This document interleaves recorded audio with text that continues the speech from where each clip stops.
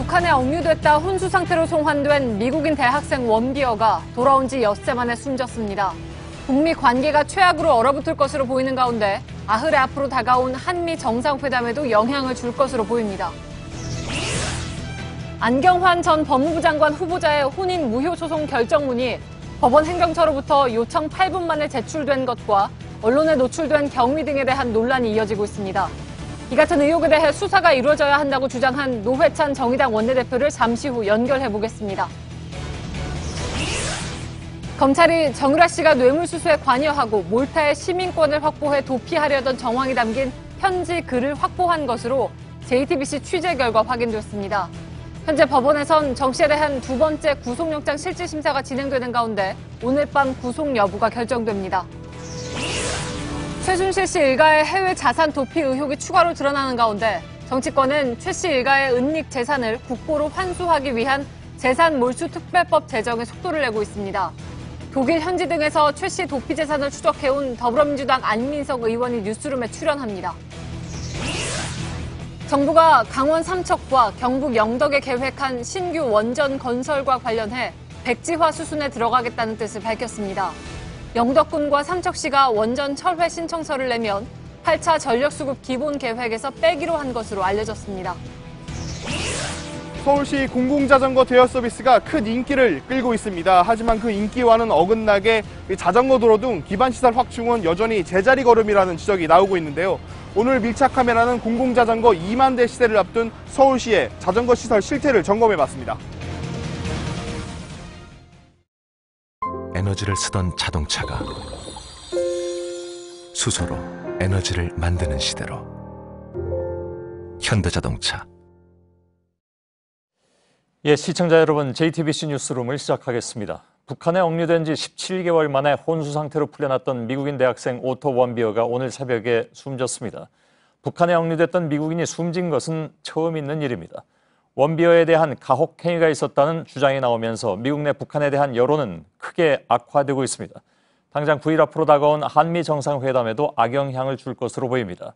한미 동맹의 확인과 함께 대북 정책을 새롭게 설정하고자 하는 것이 문재인 정부의 구상인데 미국 정부의 북한에 대한 입장은 어느 때보다도 강경할 것으로 보이기 때문입니다.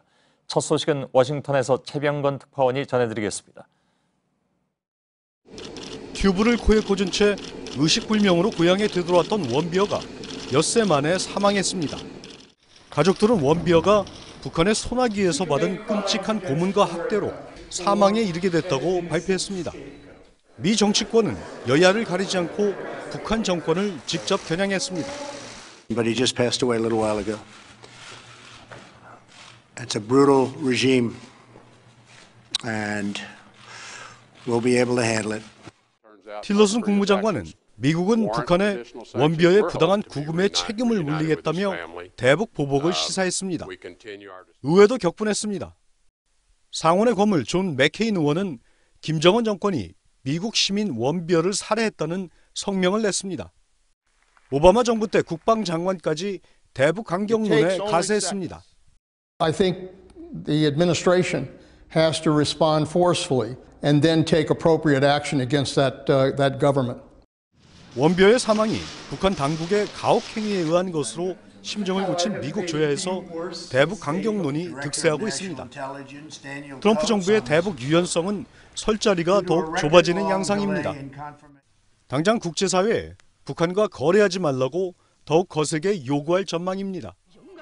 김정은 위원장을 특정해 북한의 인권 문제까지 본격 거론할 가능성이 제기됩니다.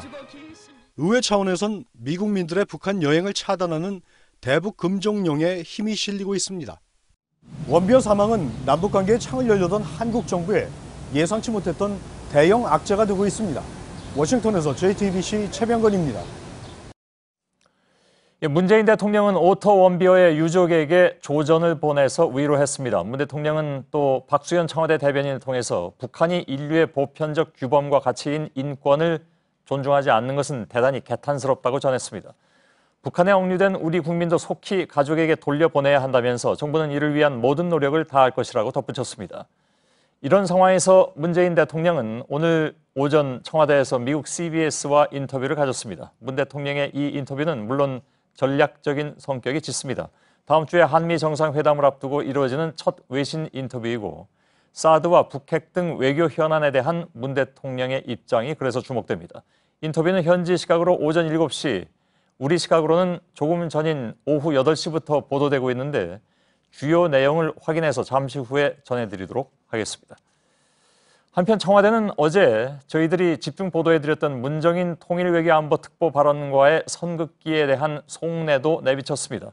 어제 전해드린 것은 북핵을 중단하면 한미 군사훈련도 줄일 수 있다고 한 문정인 특보의 발언에 대해서 엄중 경고했다는 보도였죠. 그런데 청와대 내부에선 이런 발언이 문재인 대통령의 생각과 다르지 않다는 목소리도 나오고 있습니다. 크게 보면 문 대통령의 외교 전략 가운데 하나였다는 지적입니다. 이윤석 기자입니다. 문재인 대통령은 후보 시절 한미 군사훈련 축소 가능성을 언급했습니다. 만약에 북한이 우선 핵 동결하고 그 핵 동결이 충분히 검증된다면 그러면 거기에 상응해서 우리도 한미 간의 군사훈련을 조금 조정하거나 축소한다든가 그렇게 상응하는 조치들을 단계별로 취해 줄 수가 있는 것입니다. 문정인 특보의 최근 발언과 거의 같습니다. 청와대 내부에선 문 특보의 발언이 문 대통령의 생각과 다르지 않다는 목소리가 나옵니다. 청와대 핵심 관계자는 청와대는 문 특보의 발언 내용에 대해 이래라 저래라 얘기한 적이 없다며 단지 형식과 과정 그리고 시점 등에서 우려가 된다는 말씀을 드렸던 것이라고 설명했습니다. 또 다른 청와대 관계자도 대통령의 생각과 다른 돌출 발언은 아니었다고 말했습니다. 문 대통령이 고려하고 있는 외교 전략 가운데 하나였다는 뜻으로 해석됩니다.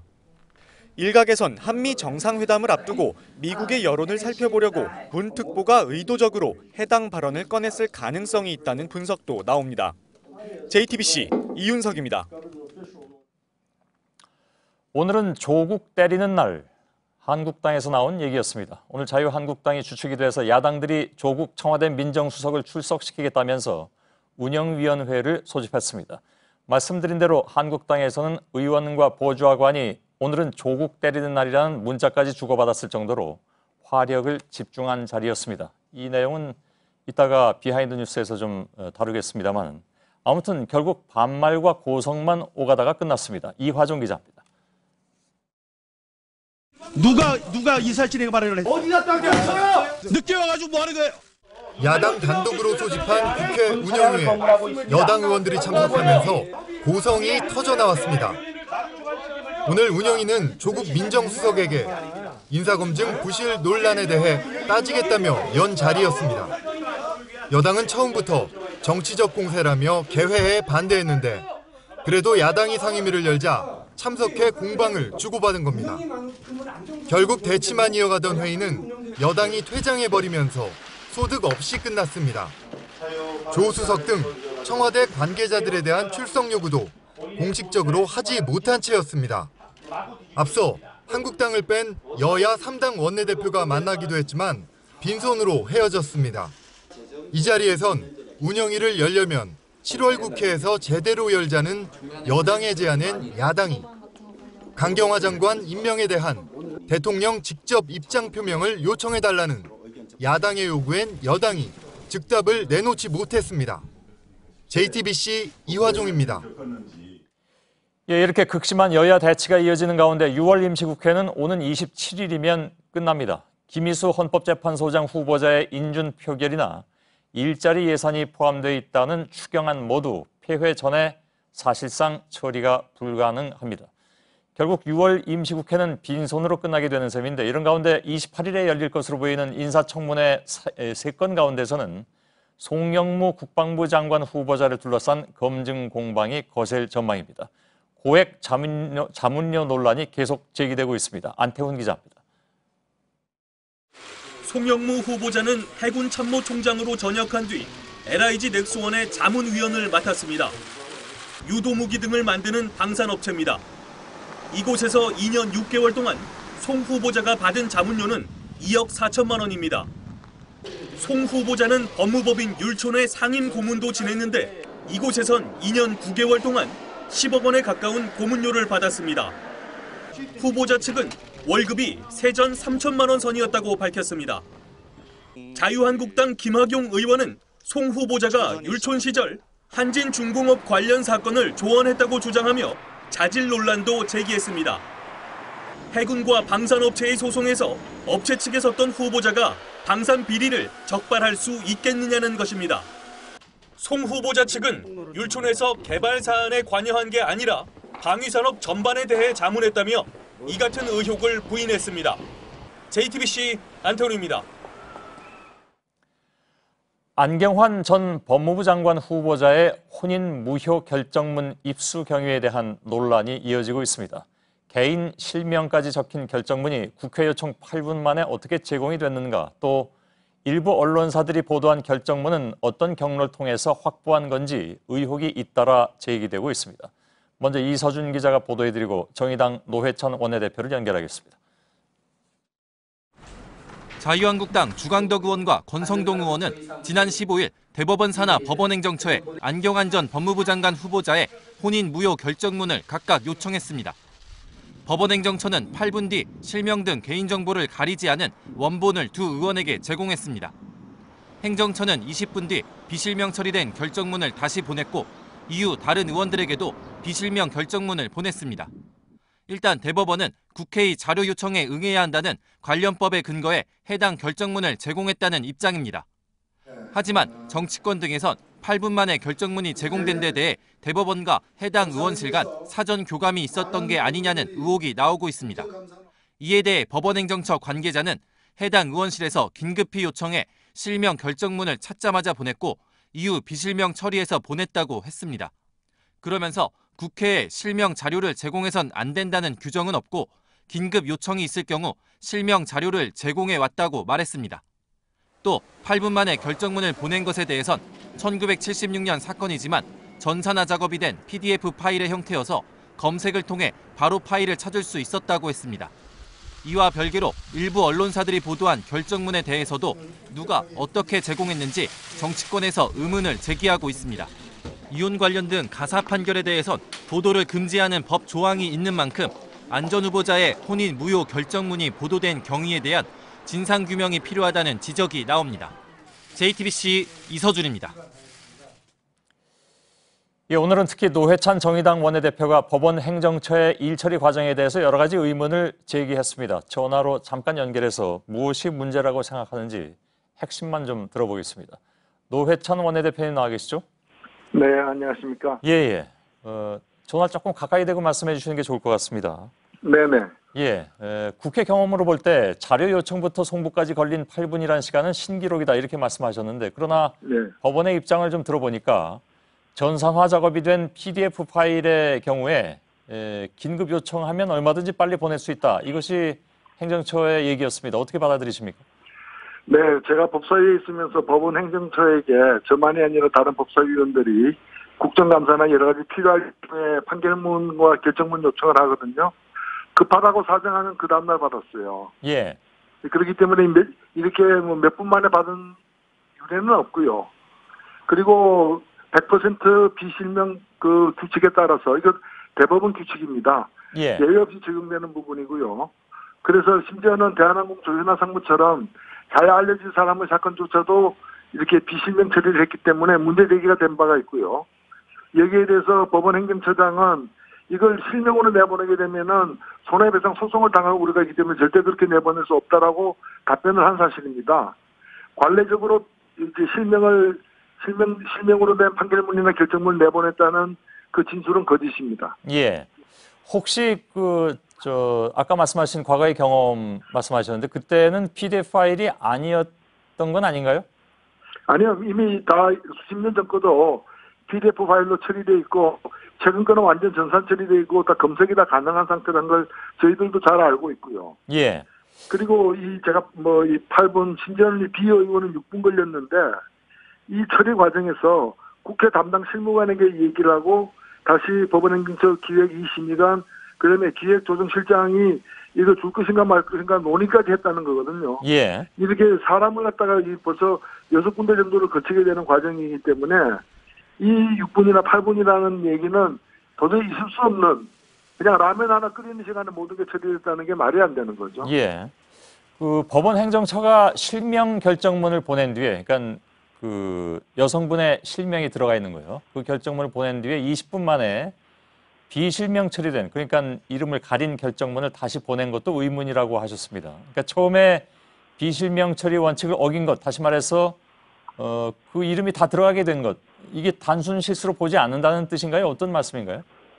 왜 이렇게 이 실명 처리된 것을 실명인 상태에서 그냥 보냈느냐라고 따져 물으니까 워낙 급하게 달라고 해서 그랬다 그러는데, 그 뒤에 20분 만에 제대로 된 비실명 처리 문건을 보낸 걸 보면은 20분 만에 그 법과 원칙을 지키면서 할 수 있는 일을 급해서 20분도 못 기다리고 줬다는 거는 앞뒤가 안 맞는 말이거든요. 예. 그리고 그 시점은 국회 인사청문회가 날짜도 잡히지 않은 상황이에요. 시간을 다투는 상황이 전혀 아니었다는 것이고, 예. 이걸 받은 의원 측에서 그 다음날 12시간이 훨씬 지난 후에야 기자회견을 통해 발표한 걸 보더라도 전혀 급하지 않았다는 상황을 다 알 수 있는 것입니다. 예. 그 언론 매체 결정문이 들어간 경우에도 밝혀야 한다고 주장을 하셨는데, 이게 법원 행정처가 추가로 해명해야 할 건가요? 아니면 예를 들면 다른 의원실에도 간 것으로 지금 나오고 있기 때문에 뭐 거기서 갔다라든가 여러 가지로 생각을 해볼 수 있는 거 아니겠습니까? 네, 복소의 의원이 받았기 때문에 어느 쪽에서 언론사로 흘러간지는 저희들이 알 수 없고요. 예.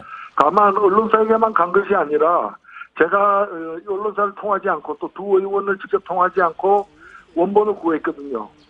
국회의 이 원본이, 그러니까 법원행정처가 처음 실명으로 된 원본을 보낸 것이 국회에 돌아다니고 있는 상황이었어요. 예. 그리고 또 언론사에 건네진 시점이 거의 이 의원 측에 건네고 2시간 만에 건네졌기 때문에 예.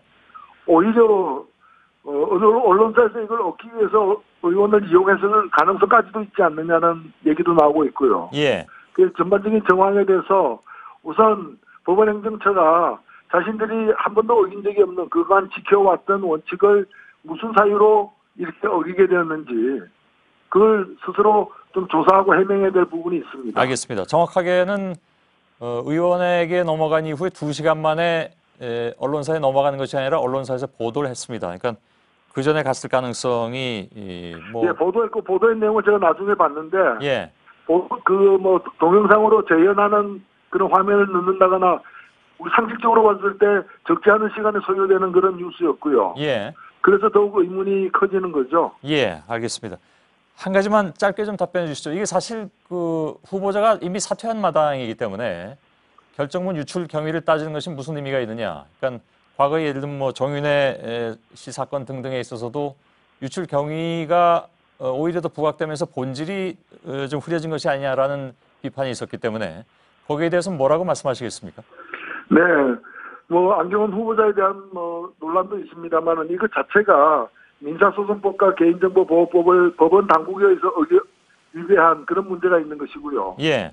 그리고 이것이 여러 날 사흘째 논란이 되고 있는데도 이 문서를 이렇게 일괄적으로 보낸 사실에 대해서 입을 다물고 감추고 있었던 것도 문제라고 저는 보는 것입니다. 예, 알겠습니다. 여기까지만 듣겠습니다. 노회찬 정의당 원내대표였습니다. 고맙습니다. 네, 감사합니다. 예. 자유한국당 인사들의 이른바 험한 말이 계속되고 있다는 지적입니다. 어제 자유한국당의 이철우 의원이 문재인 대통령의 탄핵을 암시한 듯한 발언을 하면서 비난이 오늘까지 이어졌습니다. 오늘은 같은 당 대표에 출마한 홍준표 전 경남지사가 주사파 정권은 오래가지 못할 것이다, 이런 주장을 폈습니다. 주사파는 아시는 것처럼 김일성의 주체 사상을 추종하는 세력을 의미하죠. 주사파라는 주장도 그렇지만 역시나 탄핵을 암시하는 발언을 이어가면서 논란은 더욱 커지고 있습니다. 송지혜 기자입니다. 홍준표 전 경남지사의 발언은 자유한국당 초재선 의원들이 마련한 당 대표 후보자 초청 토론회에서 나왔습니다. 어차피 이 정권은 주사파 운동권 정권이기 때문에 국민들이 인식하게 되면 난 오래 못 간다고 봅니다. 홍 전 지사는 자유한국당이 원내 투쟁을 제대로 하면 연말이 지나 국민들이 운동권 정부에 등을 돌릴 것이라고도 덧붙였습니다. 어제 최고위원 선거에 출마한 이철우 의원이 대통령 탄핵을 암시하는 듯한 발언을 한 데 이어 비슷한 취지로 해석될 수 있는 말을 한 겁니다. 다음 대통령 선거는 대통령 선거까지 안 갈 것도 같아요. 그렇죠, 여러분? 네. 오래 못 갈 것 같아요. 이 의원은 오늘 경각심을 주는 차원에서 한 이야기였다고 주장했습니다. 여권은 자유한국당 소속 정치인들의 발언이 도를 넘고 있다며 비판했습니다. 국정 운영의 파트너로서 역할을 할 것인지, 대통령 탄핵을 시사하면서 나라를 망하게 할 것인지 입장을 분명히. 민주당은 지난 15일 문 대통령을 종북주의자로 표현하고 욕설을 한 강동호 자유한국당 서울시당 위원장을 오늘 검찰에 고발했습니다. JTBC 송지혜입니다. 예, 지금 이 시각에 서울중앙지방법원에서는 정유라 씨에 대한 두 번째 구속영장 심사가 진행되고 있습니다. 검찰이 새로 추가한 혐의, 다시 말해서 정 씨가 범죄 수익을 은닉했는지에 대한 판단이 영장 발부 여부를 가를 것으로 보입니다. 오늘 검찰이 영장심사에 제출한 증거물 중에는 정 씨의 자필 편지가 포함된 것으로 JTBC 취재 결과 확인됐습니다. 정 씨가 덴마크 구치소에 수감돼 있을 때 한국의 최순실 씨 측과 대책 논의를 해왔다는 증거물입니다. 해당 편지글에는 증거인멸과 해외 도피를 고민한 흔적이 고스란히 담겨 있었습니다. 심수미 기자의 단독 보도입니다. 검찰은 지난 7일 인천공항으로 입국한 정유라 씨 마필관리사 이모 씨의 휴대전화기를 현장에서 압수했습니다. 이 전화기엔 정유라 씨가 덴마크 구치소에 수감돼 있을 당시 손으로 쓴 편지가 사진 파일 형태로 여러 장 들어있었습니다. 이 씨는 해당 사진 파일을 최순실 씨 비서 안모 씨에게 전달했던 것으로 조사됐습니다. 자필 편지글을 통해 최 씨 측과 수사 대응책을 논의해온 겁니다. 해당 편지에서 정 씨는 삼성이 예전에 다른 곳에 승마 지원을 했던 전례를 모아달라고 지시했습니다. 삼성으로부터 받은 승마 지원의 불법성을 잘 알고 다른 사례를 통해 문제를 희석시키려 시도한 대목으로 풀이됩니다. 또 몰타 국적을 취득하는데 5억 원이면 된다고 한다는 내용도 담겨 있습니다. 검찰은 정 씨가 최 씨 측과 지속적으로 말을 맞추고 해외 도피를 논의한 정황으로 판단하고 오늘 법원 영장실질심사 때 자료를 제출했습니다. JTBC 심수희입니다. 예, 정 씨 구속 여부는 오늘 밤에 결과가 나오게 되는데 정유라 씨의 두 번째 구속영장 심사가 진행되고 있는 서울중앙지법을 잠깐 연결해서 더 나온 얘기들을 짧게 좀 짚고 넘어가겠습니다. 자, 박민규 기자, 바꿔 말하면 그동안 정 씨는 아무것도 모른다고 주장해왔는데 사실은 그렇지 않다, 이런 얘기가 되는 건가요? 예, 그렇습니다. 검찰이 이번 영장에 새로 추가한 범죄 수익 은닉죄가 성립하려면 정 씨가 이 돈이 범죄 수익이었는지 여부, 그러니까 이번 사건의 경우에 뇌물이었는지를 알았어야 합니다. 이와 관련해 검찰은 이 앞서 보도해드린 정 씨의 자필 편지 외에도 독일에서 최 씨 일가를 도왔던 이상화 전 KB 하나은행 본부장 등 주변인 진술을 확보했는데요. 이들 진술 내용은요, 정 씨가 당시에 삼성의 지원 사실을 알고 있었던 겁니다. 때문에 이런 증거 그리고 진술들을 종합해서 검찰은 정 씨가 단순히 뇌물 수혜자에 그친 게 아니라 지원금이 뇌물인 걸 알면서도 이걸 숨기는 방식으로 범행했다, 이렇게 판단한 겁니다. 예. 그럼 범죄 수익 은닉 혐의는 이제 이른바 말세탁 말고 다른 정황도 있습니까? 네, 일단 말세탁이 기본입니다. 삼성이 정 씨에 대해서 승마 지원을 하는 과정에서 기존에 사줬던 이 고가의 승마용 말을 처분하는 것처럼 하면서 실제로는 다른 말로 바꿔주는 이른바 말세탁이 이루어졌고 여기에 정 씨가 개입했다는 건데요. 특히 당시 정 씨가 허위 계약서를 쓰는 등 이 계약이 정상적인 것처럼 이 말을 바꿔치기 하는 데 가담했다는 게 검찰 판단입니다. 이 밖에도 검찰은 정 씨가 독일 법인 비덱스포츠에서 5천 유로, 우리 돈 630여만 원의 월급을 1년 넘게 받은 점 역시 범죄 수익 은닉 혐의에 추가했습니다. 예, 그 정유라 씨 변호인, 그러니까 저 최순실 씨 변호인이기도 하죠, 이경재 씨, 오늘 그랬다면서요. 잔챙이는 풀어달라. 이 정유라 씨를 두고 하는 말이죠? 그렇습니다. 이 최순실 씨 모녀의 변호를 함께 맡고 있는 이경재 변호사는 오늘 대여를 낚으면 잔챙이는 풀어주는 법이다, 이렇게 말을 했습니다. 말씀대로 정 씨를 이 잔챙이에 빗대면서 정 씨가 국정농단 사건에서 차지하는 비중이 아주 작다, 이렇게 주장을 한 건데요. 정 씨 본인 역시 승마 지원에 대해서 아는 게 없다, 그리고 도주 우려에 대해서는 자신은 도망가지 않을 것이다, 이런 입장을 내놓기도 했습니다. 법원의 판단은 오늘 자정을 넘겨서 나올 걸로 예상이 되고요. 정 씨는 현재 서울중앙지검 유치시설에서 이 결과를 기다리고 있습니다. 예, 박민규 기자였습니다. 이런 가운데 최순실 씨 일가의 재산을 추적해보니까 50여 명의 조력자가 재산 형성 과정에 개입했고 관련된 기업도 100개가 넘는다는 정황이 드러났습니다. 국회 국정농단 특위에서 활동했던 민주당 안민석 의원 등 최 씨 재산 추적팀의 주장입니다. 안 의원은 최순실 재산 몰수 특별법도 조만간 발의할 예정입니다. 이희정 기자입니다. 안민석 의원은 지난 6개월 동안 안원구 전 대구국세청장 등과 함께 최순실 씨 일가 재산을 추적했습니다. 그리고 이를 바탕으로 재산 형성 과정에 50명이 넘는 조력자가 있고 관련 기업도 100개가 넘는다는 주장을 내놨습니다. 특히 최 씨가 장기 체류한 독일에는 K대학 출신의 경제인 모임과 최 씨의 사업 파트너들, 그리고 특정 종교인들이 나서 최 씨를 도왔다는 겁니다. 안 의원 등은 이들의 도움 속에서 최 씨가 박근혜 정부 들어 특히 사업을 확장했다고도 주장했습니다. 각종 특혜로 재산을 모은 뒤 해외 여러 곳에 페이퍼 컴퍼니를 세워 투자를 하는 방식으로 돈을 빼돌렸다는 겁니다. 또 2006년과 2011년에 대규모 자금이 독일에서 국내로 유입된 정황과 2013년 외국인 투자 촉진법 통과 이후 각종 투자 사업이 활발하게 촉진된 것도 모두 최 씨 일가와 관련이 있다는 게 안 의원 측 주장입니다. 이들은 또 최 씨 일가가 박정희 정부 시절부터 석유나 농산물 수입에 관여하고 대일 청구권 자금 등에도 관여해 스위스 등지에 재산을 몰래 쌓아놨다는 의혹도 제기했습니다. 이에 따라 안 의원 등 여야 의원 23명은 천문학적 액수일 걸로 추정되는 최 씨 일가 재산을 환수하기 위해 이달 내에 특별법을 발의할 예정입니다.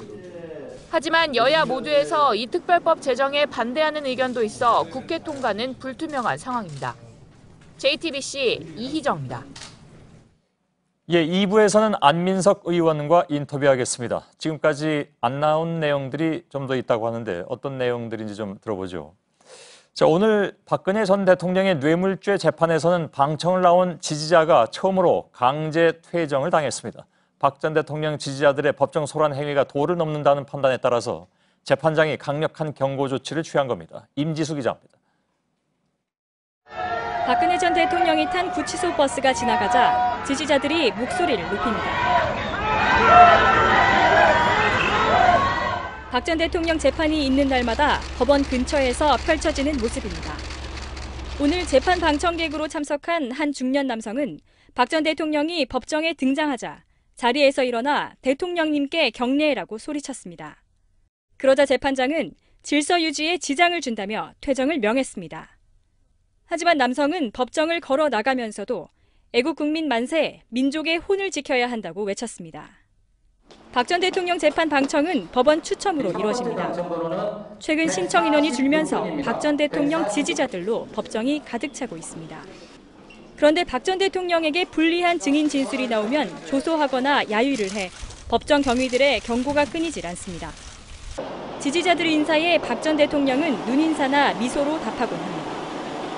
박 전 대통령을 지지하는 온라인 모임 관계자들은 재판 때마다 알림 문자를 보내고 게시글을 올려 구체적인 행동 지침을 나누기도 합니다.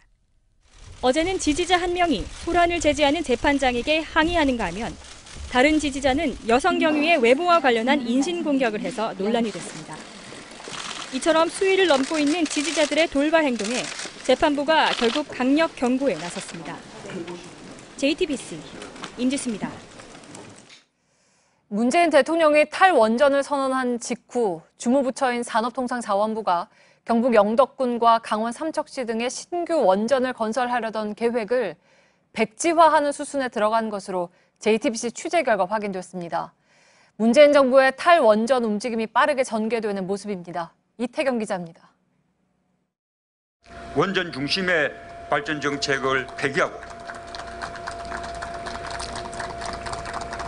탈핵 시대로 가겠습니다. 준비 중인 신규 원전 건설 계획은 전면 백지화하겠습니다.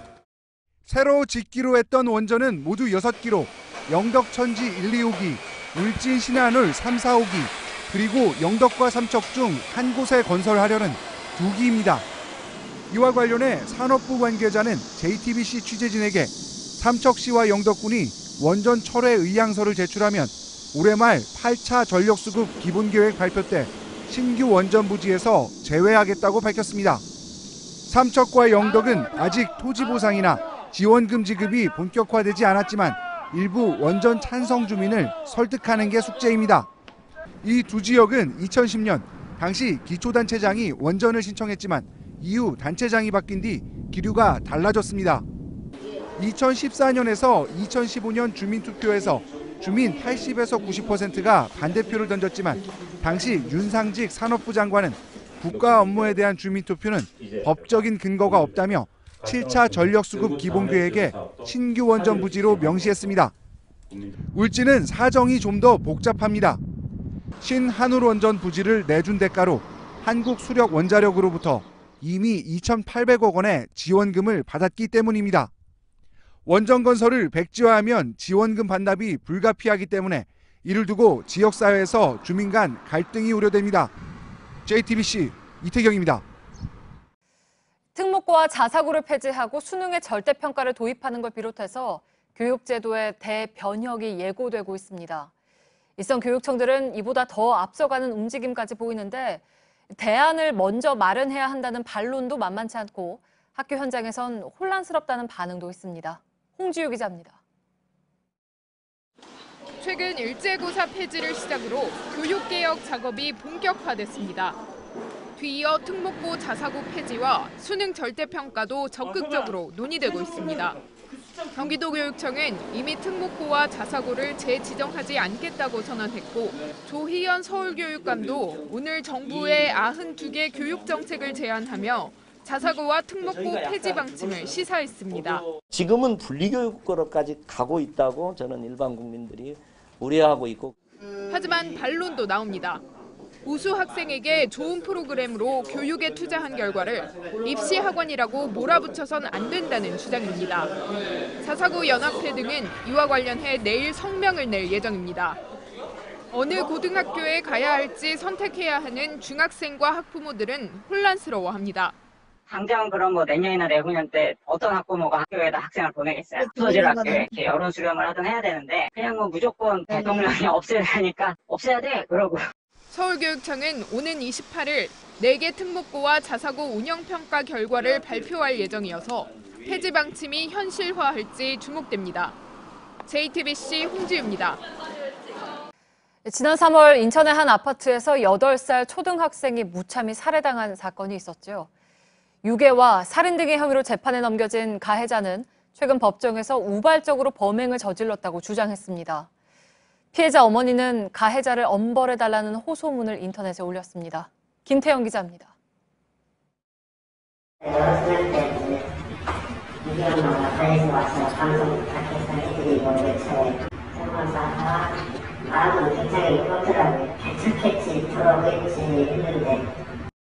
어머니는 애타게 기다렸지만 8살 딸아이는 싸늘한 주검이 돼 돌아왔습니다. 딸을 살해하고 시신을 훼손한 혐의로 기소된 가해자는 얼마 전 법정에서 심신미약을 주장했습니다. 피해자 어머니는 포털 사이트에 가해자들을 엄벌해달라는 호소의 글을 올렸습니다. 가해자들이 12명이나 되는 변호인단을 꾸려 우발적으로 저지른 범행이라 주장하고 있지만 아이를 사냥하자는 말로 공모해 사건을 계획했을 뿐 아니라 무참히 살해하고 훼손하고 유기했다는 겁니다. 가슴이 찢어지는 심정이라며 글을 써내려간 어머니는 가해자들이 충분한 죗값을 치르게 하려면 강력한 처벌이 필요하다고 호소했습니다. 이틀 만에 10만 명 넘는 네티즌이 이 글에 공감하는 뜻으로 온라인 헌화를 했습니다. 어머니는 동의를 받은 탄원서를 재판부에 제출할 계획입니다. 다음 재판은 다음 달 4일 인천지법에서 열립니다. JTBC 김태영입니다. 대학원생에 대한 지도교수의 갑질 논란 여러 차례 있어 왔죠. 이번엔 서울대 교수가 제자 논문을 표절한 의혹으로 시끄럽습니다. 이런 논란이 계속되는 이유가 뭘까요? 을에 위치해 있는 대학원생들을 최승기 기자가 만났습니다.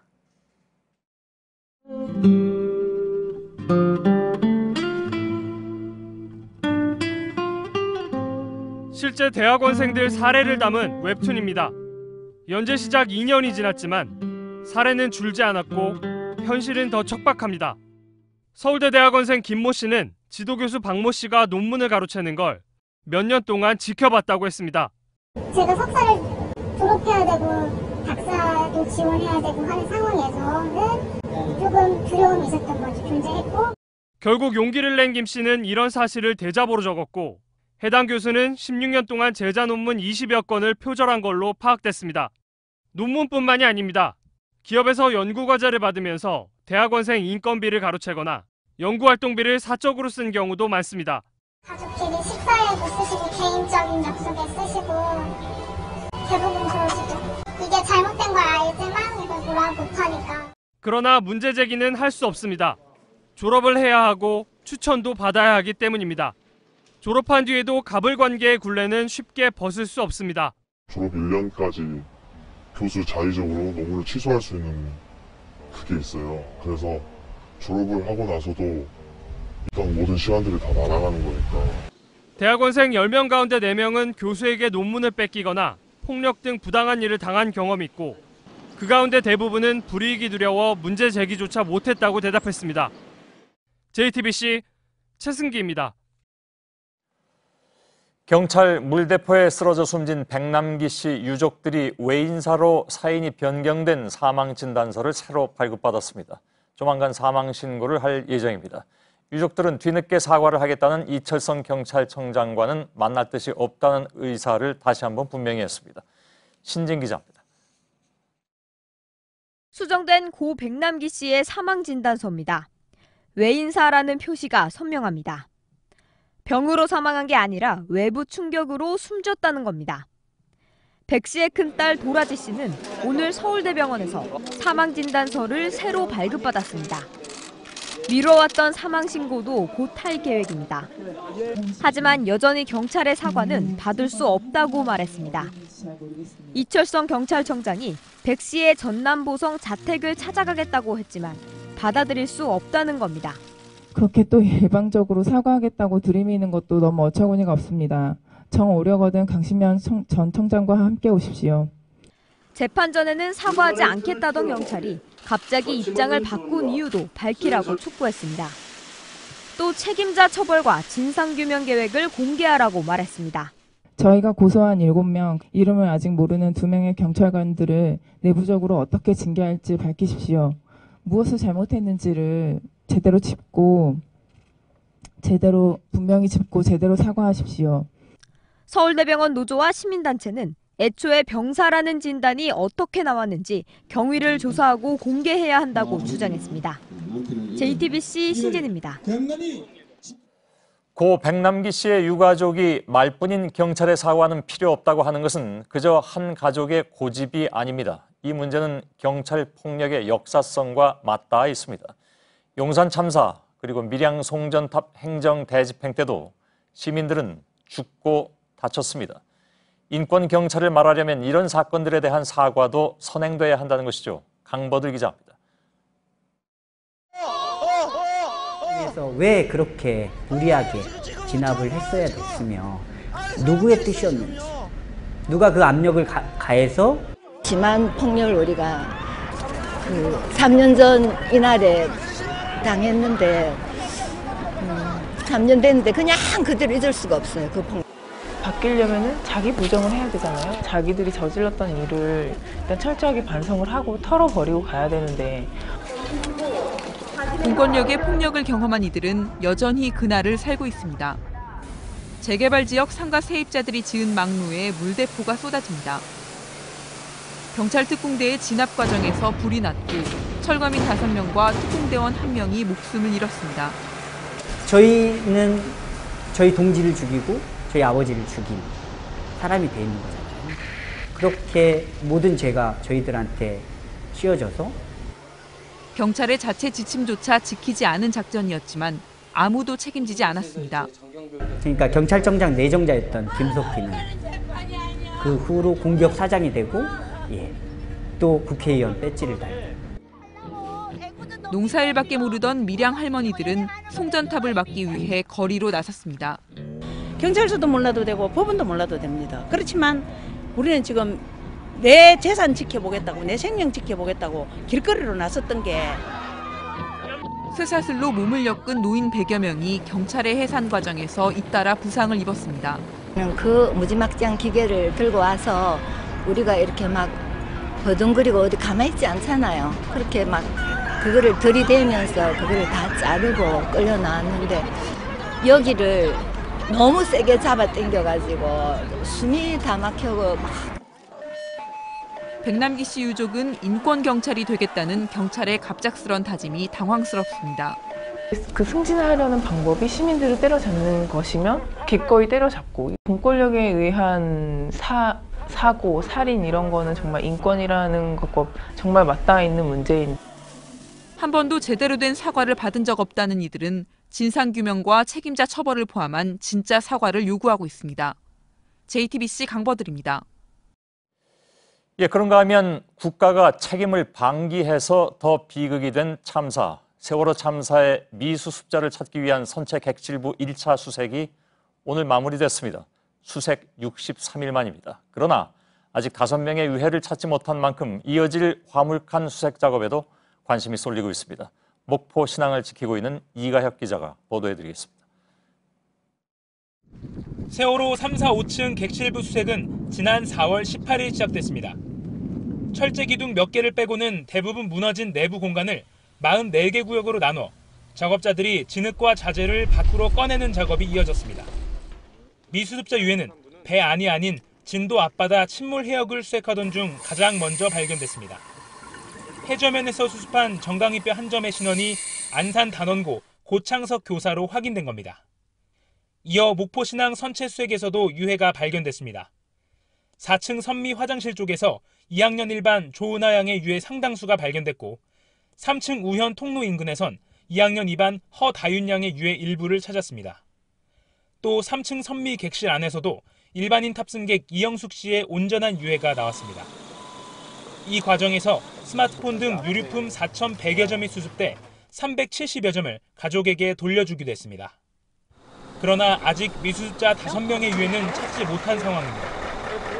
현장 수습본부는 이달 말까지 계속 객실부에 작업자를 투입해 미처 확인하지 못한 부분은 없는지 점검을 이어갈 예정입니다. 또 빠르면 이번 주부터 1, 2층 화물칸 수색을 위한 선체 절단 작업을 시작할 예정입니다. JTBC 이가혁입니다. 예, 요즘 트럼프 행정부와 미국 언론의 대립 상황을 보면 이게 지금까지 알아온 나라가 맞나 싶을 때가 있습니다. 러시아 내통설로 탄핵 얘기까지 나오고 있는 트럼프 정부가 백악관 브리핑을 촬영도 녹음도 못하게 막으면서 미국 언론들이 들끓고 있습니다. 이지은 기자입니다. Mr. President, are you under investigation by the special counsel? 집요하게 묻는 기자들에게 트럼프 대통령이 딴소리를 합니다. Panama Canal is doing quite well. I think we did a good job building it, right? We did a very good job. 러시아 스캔들에 대한 질문이 따라다니자 백악관은 급기야 브리핑 취재를 막아버렸습니다. 매일 오후 방송사들이 중계하던 정례 브리핑을 지난주부터 촬영하지 못하도록 한 겁니다. 실제로 지난주 열린 브리핑 5번 중 4번은 카메라 촬영 없이 진행됐습니다. 크게 반발한 CNN이 영상 녹화는 끄고 음성만 생방송에 내보내자 백악관은 오디오 중계마저 차단했습니다. 이번 주 첫 브리핑이 있던 19일, 션 스파이서 대변인은 카메라도 녹음기도 다 뿌리쳤습니다. 트럼프 대통령은 이미 대선 기간부터 언론의 불신을 표하며 주로 자신의 트위터로 소통해왔습니다. 기자단의 불만은 극에 달하고 있습니다. 참모들과 불협화음에 이어 언론과의 전쟁까지 취임 6개월도 채 안 된 트럼프 대통령이 처한 상황입니다. JTBC 이지은입니다. 예, 극단주의자들의 테러는 공동체의 분열을 조장해서 테러리즘의 자양분으로 삼는다고 하죠. 런던 이슬람사원 인근에서 벌어진 차량 돌진 테러는 서방 사회가 추구해온 공동의 가치를 위협했습니다. 김성탁 특파원입니다. 한 백인 남성이 흥분한 무슬림들에게 붙잡힌 뒤 호송차로 태워집니다. 런던 북부 모스크 인근에서 무슬림들을 향해 승합차를 몰고 돌진해 12명의 사상자를 낸 테러범입니다. 그는 4자녀를 둔 평범한 47세 가장이었습니다. 지난 3일 런던 브릿지 차량 돌진 테러 이후 무슬림에 대한 적대감을 드러냈습니다. 범행 직후 무슬림들을 다 죽이고 싶다, 내 할 일을 했다고 말했습니다. 이슬람 극단주의자들이 테러를 통해 노리는 서방 사회의 균열은 현실화하고 있습니다. The way I'm feeling is like we're not safe no more. Like my daughter is who are working This morning they couldn't go. They all scared. They say how we can go to work. 맨체스터 테러 이후 무슬림 대상 증오 범죄가 5배 늘었습니다. 극단주의가 또 다른 극단주의를 낳는 악순환입니다. Are all an attack on our shared values of tolerance and freedom and respect. 테러 이후 많은 시민들은 추모회를 여는 등 일상을 지켜내며 극단주의자들에게 맞서고 있습니다. 하지만 분열을 노리는 세력의 공격과 보복 테러는 점점 예방이 어려워지고 있어 서방 사회에 난제를 던지고 있습니다. 런던에서 JTBC 김성탁입니다. 네, 불볕더위로 세계 곳곳이 몸살을 앓고 있습니다. 영국이 태국보다도 더웠는가 하면 미국에는 폭염 경보가 내려졌습니다. 피해도 만만치 않습니다. 부소현 특파원입니다.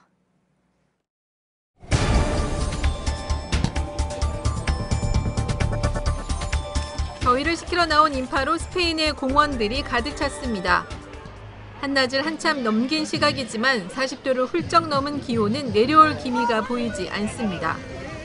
남부 세비야와 코르도바에서도 평년보다 10도 이상 높은 무더위가 이어지고 있습니다. 지난 주말 영국 런던의 낮 최고 기온은 31.9도까지 올라 태국 푸켓보다 높았습니다. 미국도 예외는 아닙니다. 애리조나주 피닉스의 기온은 이번 주 중 섭씨 49도까지 올라 기상 관측 사상 최고 기록인 50도에 육박할 것으로 예보됐습니다. 캘리포니아 등 남서부 지역에 폭염 경보가 잇따라 내려졌습니다. 폭염에 따른 피해도 속출하고 있습니다. 최소 60여 명이 숨진 포르투갈의 산불은 며칠째 이어진 이상 고온이 원인으로 지목됐습니다. 고온 건조한 날씨에서 발생하는 번개와 천둥을 동반한 마른 뇌우가 불씨가 된 겁니다. 올 상반기 세계 곳곳의 더위는 기상 관측 사상 가장 더운 해로 기록된 지난해 수준에 버금갑니다. 미국 해양대기청은 지난달 세계 평균 기온은 지난해 5월에 비해 불과 0.05도 낮아 역대 두 번째로 더운 5월로 기록됐다고 밝혔습니다. 로스앤젤레스에서 JTBC 부소연입니다. 과일값이 4년 만에 최고 수준입니다. 날이 더워지면서 찾는 사람은 많은데 가뭄 탓에 생산량이 적기 때문입니다. 전다빈 기자입니다. 새 아이의 어머니인 주부 이문영 씨는 요즘 장바구니에 과일 담기가 겁납니다. 작년에는 이 정도면 지금 같은 날씨면 저희 애들이 수박을 너무 좋아해서 한 5-6번은 먹었을 것 같은데 저 수박 딱 한 번 먹었거든요. 통계청에 따르면 지난달 수박값만 해도 1년 전보다 17%가 넘게 올랐습니다. 불볕더위에 여름 과일을 찾는 이들은 많은데 가뭄 탓에 생산량은 적기 때문입니다. 사과와 수박처럼 소비자들이 많이 찾는 과일 15종류의 가격을 종합한 과실 물가지수도 지난달 4년 만에 최고치를 기록했습니다. 특히 수박의 경우는 최근 몇 년간 가격이 낮게 책정되자 여러 농가에서 생산을 포기하는 바람에 올해는 값이 뛰어올랐습니다. 수박이 한 3년 정도 가격이 많이 하락했거든요. 워낙 수입이 작다 보니까 다른 작물로 많이 갈아탔죠. 여전히 가뭄이 심한 데다가 여기에 폭염까지 찾아오면 과일 생산량은 더 줄어들 수도 있습니다. 채소와 닭고기, 달걀 같은 반찬거리 물가는 물론 과일 물가까지 오르면서 장바구니 부담이 더 늘었습니다. JTBC 전다빈입니다. 지난달 서울대공원에서 기르던 남방 큰 돌고래 2마리를 제주 바다에 풀어줬죠. 그런데 동료들을 떠나보내고 홀로 남은 돌고래가 한 달 동안 이상 행동을 보여왔습니다. 결국 동물원 측이 제주도에 마련한 임시 거처로 오늘 이사를 떠났습니다. 이태용 기자입니다. 돌고래 한 마리가 수족관 구석에서 죽은 듯 움직이지 않습니다. 사육사가 달래보지만 소용이 없습니다. 서울대공원의 마지막으로 남은 돌고래 태지입니다. 일본에서 잡힌 큰 돌고래 태지는 2008년 서울대공원으로 옮겨와 남방 큰 돌고래 금등이 대포와 함께 지냈습니다. 그런데 지난달 동료가 제주도로 떠나자 태지의 이상 행동이 시작된 겁니다. 물속에서 유영을 멈추고 움직이지 않는 것은 예사고 물 밖에 나와 숨구멍이 마를 때까지 버티는 자해 행위까지 했습니다. 금등이 대포처럼 바다에 풀어주자는 의견이 나왔지만 쉽게 결정을 내리지 못했습니다. 원래 살던 일본 바다는 포경이 가능한 곳이고 국내종인 남방 큰 돌고래와 섞이면 생태계 교란 위험이 있어 제주도 방류도 어렵기 때문입니다. 그러는 사이 태지 상태가 더 악화했고 결국 돌고래 쇼를 하지 않는 조건으로 5개월 동안 제주도 퍼시픽랜드에 태지를 맡기기로 했습니다. 동물 복지라는 게 정말 뭐 야생 방류도 중요하지만 만약에 수족관 안에 있다면 그 안에서 뭐 또 다른 친구들과 함께 이렇게 지내는 게 그 수족관에 있는 동물에게는 더욱더 중요하지 않을까라는. 동물보호단체들은 바다에 인공보호구역을 만드는 바다 쉼터를 영구적 대안으로 주장하고 있습니다. 하지만 바다 쉼터를 만드는데 2년 정도 시간이 필요하고 예산과 유지 비용도 만만치 않아 고민만 깊어지고 있습니다. JTBC 이태윤입니다. 마른 하천 바닥에 물고기 수백 마리가 죽은 채 쌓여 있고 사체 위에 파리가 꼬입니다. 극심한 가뭄으로 세종시 전북면의 조천천이 마르면서 물고기가 떼죽음을 당했습니다. 세종시의 최근 6개월 강수량은 122mm로 지난해 같은 기간의 33.4% 수준입니다. 대검찰청은 법조 브로커로부터 300만 원의 향응을 받은 정모 부장검사와 여성 검사 등에게 성희롱을 한 강모 부장검사에 대해 면직 징계 청구를 했다고 밝혔습니다. 두 사람은 법무부 징계위원회에서 면직 징계를 받게 되면 면직 후 2년 동안 변호사 개업을 할 수 없습니다. 학교 공금을 횡령한 혐의로 1심에서 실형을 선고받은 심화진 성신여대 총장이 자진 사퇴했습니다. 성신여대는 심 총장이 학교에 조속한 정상화와 발전을 위해 조건 없이 사퇴하겠다며 사임서를 냈다고 밝혔습니다. 앞서 심 총장은 지난 2013년 2월부터 2년 동안 교비 3억 8천여만 원을 자신의 개인 변호사 비용으로 쓰는 등 횡령 혐의로 기소돼서 징역 1년 실형을 선고받은 뒤 보석으로 풀려났습니다. 지난 8일 경남 양산의 아파트 외벽 보수공사 중 입주민이 밧줄을 끊어 숨진 46살 김모 씨 유족에게 오늘 3천여 명이 모은 성금 1억 3천여만 원이 전달됐습니다. 사고를 당한 김 씨는 아내와 생후 26개월에서 고교 2학년까지 5남매를 둔 가장이었는데 안타까운 사연이 알려지면서 온라인 커뮤니티와 지역사회를 중심으로 모금운동이 진행됐습니다. 우리 펜싱 대표팀이 조금 전에 막을 내린 아시아 펜싱 선수권 대회에서 9년 연속 종합 우승을 차지했습니다. 오늘까지 총 18개의 메달을 땄는데요. 최고참 남현희 선수 활약이 빛났습니다. 오광춘 기자입니다. 15대 16으로 뒤진 채 일본의 아주마 세라와 마주한 남현희는 검을 내지를 때마다 점수를 따냈습니다. 혼자서 연속으로 10득점, 기적이나 다름없었습니다. 금메달을 결정짓는 마지막 순간도 남현희가 맡았습니다. 거침없는 검술로 일본 선수를 꼼짝 못하게 만들었습니다. 결국 우리 대표팀은 45대 30으로 일본을 꺾고 아시아 정상에 올랐습니다. 혼자서 19점을 따내며 단체전 금메달의 주역이 된 남현희는 가장 먼저 딸에게 감격을 전했습니다. 키 156cm, 남현희는 선수 생활 초반 너무 작다는 한계와 부딪혔습니다. 발도 작아서 한때는 깔창을 깔고 펜싱화를 신었습니다. 그러나 작은 키의 불리함을 남보다 더 빠른 발 동작으로 이겨냈습니다. 국제대회에서 95개의 메달을 따낸 남현희는 내년까지 100개를 채우겠다는 각오를 밝혔습니다. 우리 대표팀은 대회 마지막 날 여자 앳배 등에서 2개의 메달을 추가하며 9년 연속 종합 우승을 차지했습니다. JTBC 오광춘입니다.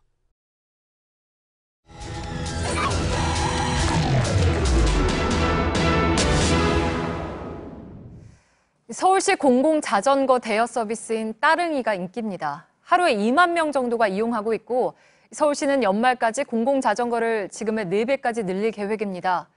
그런데 자전거만 많고 마음 놓고 탈 곳이 없다는 이야기가 여전히 나오고 있습니다. 밀착카메라 김도훈 기자가 돌아봤습니다. 점심시간 무렵 서울 여의도의 여의나루역 인근 공공자전거 대여소입니다. 텅빈 자전거 거치대에 남은 자전거는 2대뿐.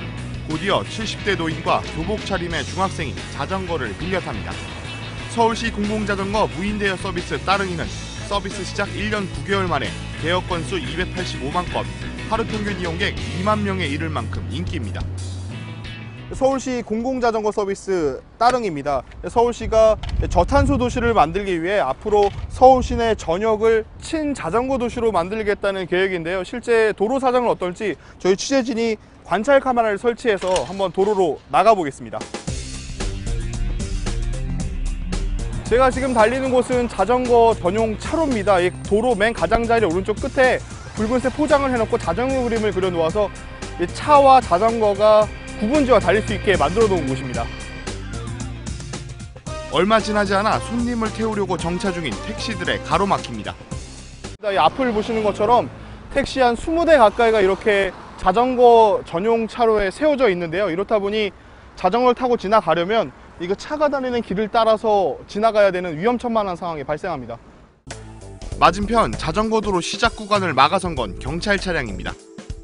여의도 증권가로 들어가는 자전거 전용 차로입니다. 입구를 보시면 이렇게 대형 경찰 기동대 버스 한 대가 이렇게 주차되어 있는 걸 볼 수가 있습니다. 이 버스를 피해서 다시 자전거 전용 차로로 들어왔는데요. 조금 더 달려보겠습니다. 인근 지구대 순찰차는 아예 자전거 전용 도로에 세워져 있습니다. 자전거 통행을 막는 전용 차로 주정차는 즉시 단속 대상으로 승용차 기준 과태료 5만 원 부과 대상입니다. 여기 자전거 전용 차로라는 거는 혹시 알고 계셨어요? 예, 가려고 그래. 일단은. 저렴한 비용으로 서울 시내 어디서나 자전거를 빌려 탈 수 있는 여건은 마련됐지만 서울 시내 자전거 전용 도로는 5년 전 72km에서 지난해 75km로 3km 늘어나는데 그쳤습니다. 도로교통법에 자전거는 이륜차로 구분돼 차도 오른쪽으로 다니게 돼 있지만 전용차로나 우선도로에서는 차량과 함께 달리다 보니 자전거 운전자들에겐 도로 여건 자체가 위협적입니다. 차 들어가면 조금 위험해서 저런 공사 차량 같은 것들이 뒤에서 자기는 빨리 가야 되는데 저보고 빨리 옆으로 비키던가 하라고 계속 빵빵거리더라고요. 이 때문에 보행자 겸용도로가 아닌 구간에서도 인도를 달리는 자전거 운전자들을 쉽게 볼 수 있습니다. 가급적이면 인도에서 천천히 다녀요. 그냥 사람들 안 위험하지 않게. 그냥 선만 건너 타고 이게 자전거 길은 아닌 것 같아요. 서울시는 자전거 전용 차로와 우선도로를 늘리는 건 쉽지 않다고 말합니다. 도로사에 투어를 해서 이제 자전거 쓰는 확보해야 되는데 자동차 도로가 또 줄어들고 하는 문제점이 있어가지고 우리나라가 아직까지는 자동차 문화니까. 서울시는 연말까지 미국 뉴욕, 프랑스 파리와 비슷한 수준의 공공자전거 서비스 제공을 위해 5천여 대인 자전거를 2만 대로 늘리고 대여소는 2배 많은 1,300곳으로 확대하겠다는 계획입니다. 하지만 마음 놓고 안전하게 탈 수 있는 기반시설 확충 없이 그저 자전거 대수 늘리는 데 그친다면 결국 실효성 없는 보여주기식 정책이란 쓴소리는 피하기 어렵지 않을까요? 민차카메라 김도훈입니다.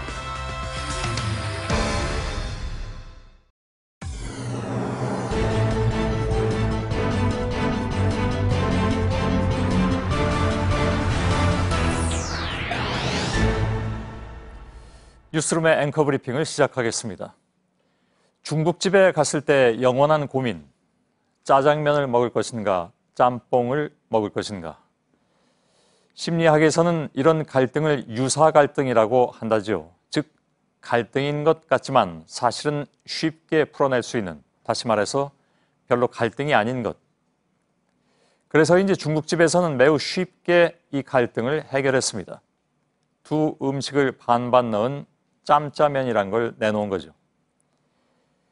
세상의 갈등이 이런 유사 갈등뿐이라면 고민할 것이 무엇이 있겠는가? 지금부터는 좀 더, 꽤 풀기 어려운 갈등입니다. 사람들은 고민에 빠졌습니다. 문제의 그 치킨을 먹을 것인가, 먹지 않을 것인가? 여비서를 집요하게 성추행한 혐의를 받는 치킨 체인 업체의 대표, 그 파렴치를 떠올리면 그 업체의 치킨에는 손도 대고 싶지 않은 마음. 그러나 한편에서 드는 생각은 또 있습니다. 꼬박 12시간을 일하며 힘들게 사는데 불매운동은 안 해주시길 부탁드립니다. 하소연하는 가맹점주들의 얼굴을 떠올리면 남의 일 같지 않은 복잡한 마음이 들 수밖에 없습니다. 사실 고민은 이번뿐만은 아니었습니다. 폭언을 일삼았다던 피자 업체의 대표, 도박으로 회사 돈을 탕진한 화장품 업체 대표, 그리고 일부 재벌과 대기업의 회장들은 또 어떤가? 그러나 정작 피해를 보는 사람들은 늘 정해져 있었죠. 그러면 애초에 계약서를 제대로 쓰면 될 일이 아닌가? 교과서적인 해법은 이렇게 매우 간단합니다. 업체 대표가 사고를 쳐도 가맹점은 피해를 보상받을 수 있도록 그러나 이것은 말 그대로 세상 물정과는 동떨어진 참으로 순진한 이야기. 그런 계약서가 가능하기나 할까? 또 만약 있다 해도 제대로 된 보상을 요구하는 것이 가능하기나 할까? 수장이 바뀐 공정거래위원회가 첫 실적으로 치킨값을 잡았다고 언론들은 입을 모았습니다마는 공정거래위원회가 해야 할 일은 아직 시작일 뿐이라는 것. 그래서 다시 드는 생각. 세상에 착하고 평범한 사람들에게 치킨을 먹을 때 필요한 고민은 단지 양념이냐 프라이드냐 정도의 유사 갈등뿐이었으면. 그러고 보니 여기도 이미 반반 메뉴가 나와 있군요. 오늘의 앵커 브리핑이었습니다.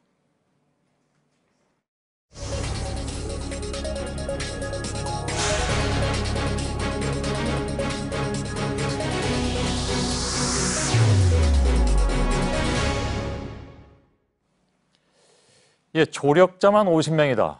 관련 기업은 100개가 넘는다. 이것이 이제 최순실 일가의 재산을 추적하고 있는 팀이 오늘 발표한 내용인데 앞서 일부에서 저희가 이 내용은 간단하게 좀 리포트로 전해드린 바가 있습니다. 지금까지 파악된 것만 그 정도라는 얘기인데 이 내용을 6개월 넘게 그러니까 최순실 일가의 은닉 재산을 추적 중인 더불어민주당 안민석 의원과 얘기를 좀 더 나눠보도록 하겠습니다. 지금 옆에 나와 계십니다. 어서 오십시오. 네. 예.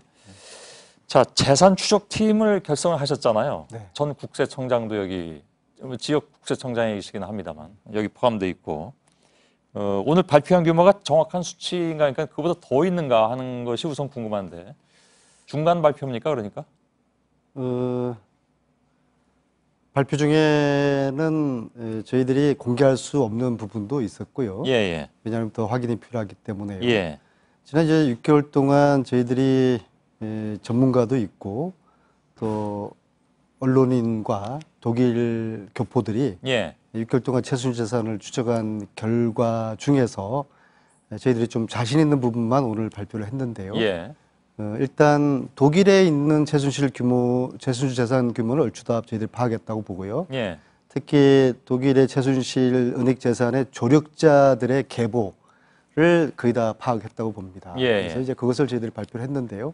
물론 저희들이 조사를 한 것은 저희들이 수사권이 없지 않습니까? 그렇죠. 그래서 이후에 이제 특별법이 만들어지면은 공권력에 의해서 수사권을 가지고 독일 검찰, 독일 국세청과 함께 정확하게 조사를 해야 될 것입니다. 특별법 얘기는 조금 이따 하긴 할 텐데 특별법이 마련되기 전에는 이게 무슨 수사를 못 합니까?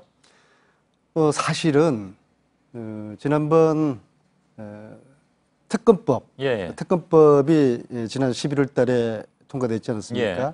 그 특검법에 조사 대상 10가지가 있습니다. 그중에서 7번에 최순실의 해외 은닉 재산을 조사하도록 되어 있는데요. 실질적으로 특검에서조차도 이 부분을 건드리지 못했죠. 저희 민간인이나 저희 국회의원이 3번씩이나 갔는데 특검을 한 번도 가지 않았. 그 특검은 왜 못 건드렸을까요? 뭐 어떤 다른 이유 때문에? 여러 가지 이유가 있겠지만은 아마도 특검 내부에서 이것을 반대하는 세력이 있었다고 봅니다. 여전히 특검에서는 저는 우병우 라인이 핵심적으로 의사결정에 영향을 미쳤을 가능성이 그 크거든요. 말씀하시면 특검 쪽에서 혹시 반론이 나오지 않을까요? 특검에서도 저는 이제 인정하는 거라고 봅니다. 특검의 파견검사 40명 중에서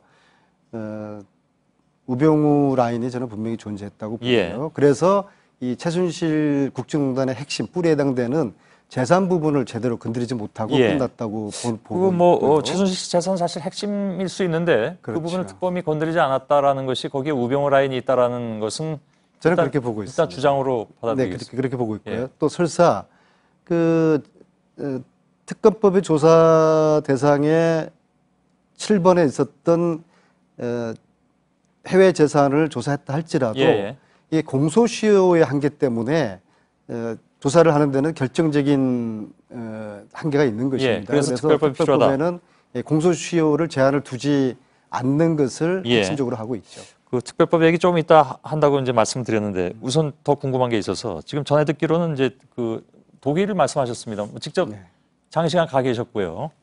그리고 네덜란드 심지어 이집트까지 돈을 빼돌린 정황이 있다 하는데 맞습니까? 네덜란드 같은 경우에는 네덜란드에서 한 2천억 원의 규모의 돈이 2013년, 14년에 최순실 일가 한국 기업으로 들어옵니다. 예, 예. 그래서 저희들이 페이퍼 컴퍼니이지 않을까라는 의심을 하고서 네덜란드 그 주소로 확인을 했더니 예, 예. 아주 시골의 오두막 집이었어요. 예. 페이퍼 컴퍼니가 거의 뭐 90% 확실하다고 보고요. 예. 이것은 외환거래법 위반일 가능성이 많은 것이죠. 그래서 그렇죠. 이것을 검찰과 구세청이 지금이라도 조사를 해야 되는 것이죠. 예. 이집트 같은 경우에는 최순실 씨와 연관된 사람이 이태리에 회사를 하나 세우고요. 예. 그 회사가 독일에 지사를 세웁니다. 그 독일 지사에서 이집트에 700억을 투자를 하는 후라이팬 회사를 만들어요. 예. 실질적으로 한 10억 정도면은 만들 수 있는 회사에 예. 700억을 투자합니다. 전형적으로 제3국의 돈 세탁을 하는 전형적인 수법이죠. 예. 그래서 이것도 역시 우리나라 검찰과 독일 검찰이 공조하기 위해서는 특별법이 필요한 것이죠. 예. 그러면 뭐 궁금한 사안 중에 하나이기도 한데 이거 이제 특별법을 통해서 그걸 이제 환수하기 위해서 만드시겠다는 거잖아요. 특별법은. 네. 근데 그 전에 그렇다면 지금까지 파악된 금액이 대략 어느 정도 되는 겁니까?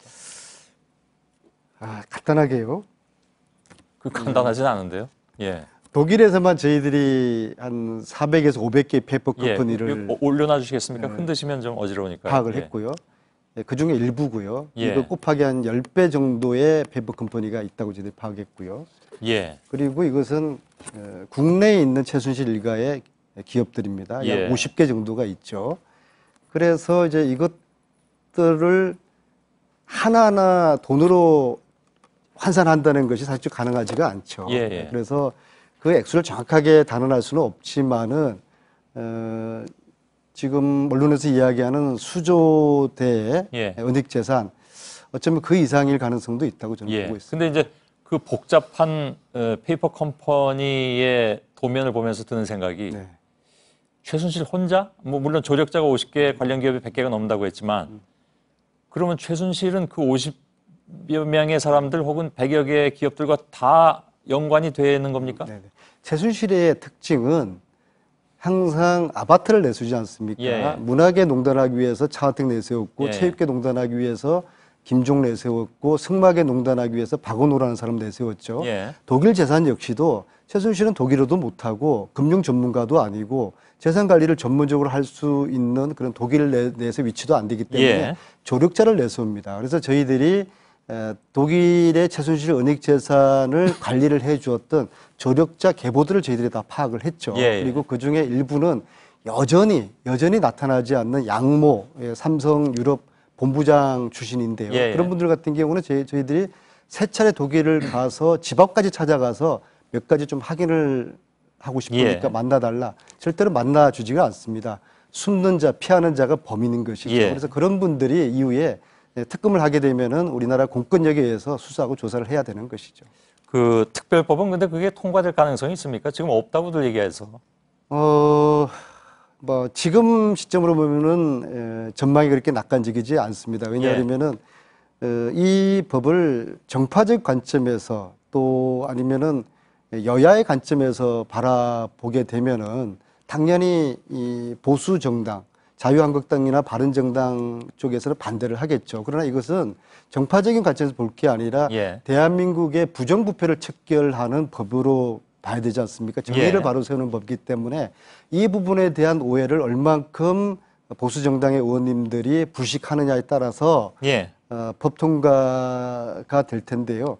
제가 볼 때는 쉽지 않을 것 같습니다. 알겠습니다. 그래서 이것은 좀 국민들의 힘으로 이 법이 만들어질 수밖에 없는 그런 운명이지 않을까 생각을 합니다. 지금 이 시간에 그 정유라 씨는 두 번째 구속영장 심사가 진행 중에 있는데 그 변호사는 잔챙이라고 하더군요. 대언은 낚았는데 잔챙이는 좀 풀어주라. 잔챙이인지 아닌지 뭐 법원이 판단을 해야 되겠습니다만은 안민석 의원께서 뭐라고 말씀하셨냐면 사실은 잔챙이가 아니라 핵심 키맨이다. 정유라는. 그리고 이제 은닉 재산에 대해서 모든 걸 알고 있다. 정말 그럴까요? 저는 이 사건의 그 본질을요. 국가를 상대로 한 가족 사기단이라고 보거든요. 이 가족 사기단의 흐름과 역사는 최태민, 최순실, 정유라로 이어진다고 봅니다. 따라서 이 핵심인 돈의 부분에 있어가지고 최순실은 최태민으로부터 재산을 승계받았고 예. 그러면 최순실은 이 재산을 누구에게 승계하겠습니까? 바로 정유라 아니겠습니까? 예. 그렇다고 그러면은 정유라는 이 재산의 흐름, 재산의 규모를 저는 정확하게 다 알고 있는 아주 핵심적인 사람이라고 보고 예. 국정농단 전반의 가장 최대 수혜자가 누굽니까? 바로 정유라입니다. 예. 정유라가 아무것도 모른다? 저는 정유라는 모든 것을 안다고 보고 있습니다. 예. 근데 이제 나이도 21살밖에 되지 않았고 물론 뭐 그 나이에 알 만한 건 다 알 수도 있겠습니다만은 뭐 여러 가지 그동안의 행태를 봐서는 그 뭐랄까 보는 입장에서 따라서는 정말 잔챙이가 아닐까 그 표현대로 따르자면 그런 생각을 할 수도 있겠는데 조사한 입장에서는 생각이 다르시다 그런 말씀입니다. 저는 학습을 받고 훈련을 예. 받았다고 봅니다. 예. 언론 대하는 방법, 검찰 대하는 방법 예. 그런 것들은 최태민 때부터 최순실, 정유라에게 이게 쭉 알겠습니다. 유산으로 이어져 왔고 예. 정유라를 잔챙이로 본다? 저는 그렇게 보지 않습니다. 예. 뭐 변호인의 얘기니까. 네네. 예. 한 가지만 짧게 답변해 주시죠. 장시호 씨, 이른바 이제 그 특검 도우미라고 별명이 붙어 있습니다. 근데 정유라 씨가 장시호 씨를 멘토로 삼았다라는 얘기는 많이 나왔으니까. 그게 저의 주장입니다. 예, 예. 그러면 장시호 씨가 정유라 씨에게 어떤 이번에 진술함에 있어서 영향을 미칠 가능성 이것도 있다고 보십니까? 짤막하게. 장시호가 79년생이고요. 예. 정유라가 96년생입니다. 예, 17살 차이의 사촌 언니는 실질적으로 엄마 같은 언니 역할을 어릴 때부터 해왔거든요. 예. 그리고 정유라가 승마를 한 것 역시도 장시호의 영향이고요. 따라서 장시호에게 가장 큰 정유라가 가장 큰 영향을 받을 수 있는 사람이 가족들 중에서는 저는 장시호라고 보고 있거든요. 예. 그래서 장시호가 정유라를 설득할 수 있는 그런 위치에 있고 그리고 그것은 얼마나 적극적으로 장시호 측에서 예. 정유라에게 제대로 설득을 해낼 수 있느냐. 예. 그것은 굉장히 이 국정농단 사건의 이제 마무리 시점에서 굉장히 중요한 예. 진실을 규명해 가지고 있어서 중요한 장시호의 역할이라고 저는 보고 있습니다. 알겠습니다. 저희들이 또 도움 말씀 필요하면 좀 연락을 좀 드리겠습니다. 네, 감사합니다. 예, 더불어민주당의 안민석 의원이었습니다. 고맙습니다.